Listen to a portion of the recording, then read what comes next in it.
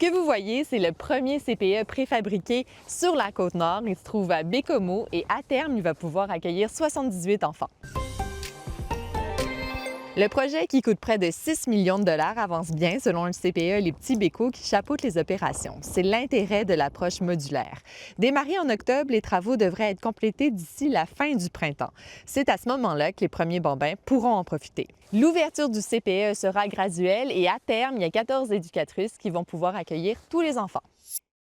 La mobilisation communautaire autour du projet de modernisation de l'hôpital de Sept-Îles entre dans son dernier droit. Depuis le mois de décembre, une pétition a été lancée demandant que le projet passe de la phase de planification à celle de réalisation. On veut aussi que des investissements y soient consacrés.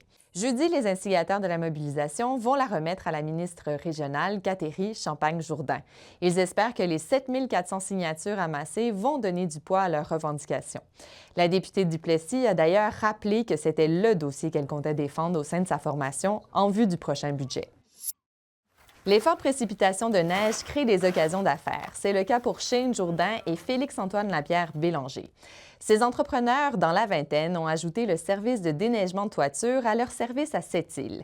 De l'ouvrage, il n'en manque pas, des défis non plus. Le travail est en hauteur, exposé aux éléments et très physique, ce qui explique peut-être le manque de main-d'œuvre dans le secteur.